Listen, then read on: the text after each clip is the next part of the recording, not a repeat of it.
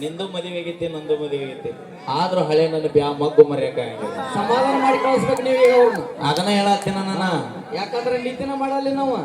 ಬಿಟ್ಟು ಹೋದಾಕೆ ಆ ಮಟ್ಟಕ್ಕೆ ಮೇಲೆ ಕತ್ತಾಳ ಅಂದ ಮ್ಯಾಗ ಬಿಟ್ಟು ಕೊಟ್ಟ ಮಕ್ಕಳನ್ನ ಊರಾಗ ಎತ್ತ ಮೇರ ತೋರಿಸ್ಬೇಡ.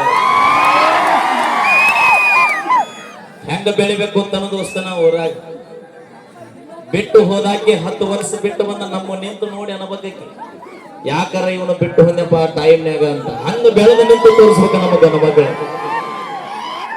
ಏನಾರ ಅಂತಿದ್ದೆ ಅಣ್ಣಂದ ಹಿ ಇಸ್ ಮ್ಯಾರಿಡ್ ಆಲ್ರೆಡಿ ಬಂಧನದೊಳಗೆ ಸಿಕ್ಕಾನ. ಇದು ಲೆಕ್ಕ ನೋಡ್ಬೇಕಾದ್ರೆ ಬಾಳ ನೋವಿನ ಆಗದ ನಾವು. ಸಾಧ್ಯನ ಇಲ್ಲ ಸರ್.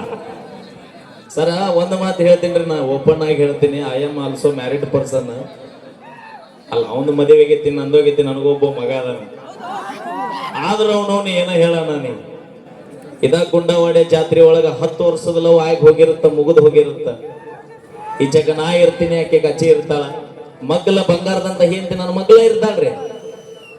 ಅಲ್ಲಿ ಬಂದ್ ನಿಂತಾಳಂದ್ರಿ ಮನಸ್ಸು ಹೇಳ್ತಿರ್ತಿ ಸೊಳೆ ಮಗಂದಿದ ಲೇ ದೋಸ್ತ ನಿನ್ನ ಮಾಜಲ್ ಓವರ್ ನಿಂತಾಳ ಒಳ್ಳೆ ಅಲ್ಲ.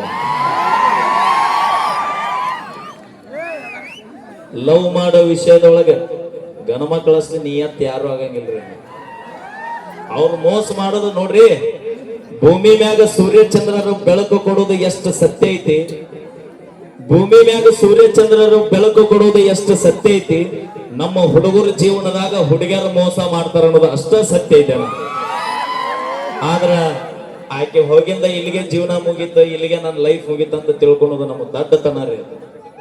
ಬೆಳೆದ ನಿನ್ ತೋರಿಸ್ಬೇಕ್ರಿ. ಬಿಟ್ಟು ಹೋದಾಕೆ ಅವನವನ ನನ್ನ ಬಾಯಿ ಐತಿ ಕೆಟ್ಟ ಸುಮಾರು.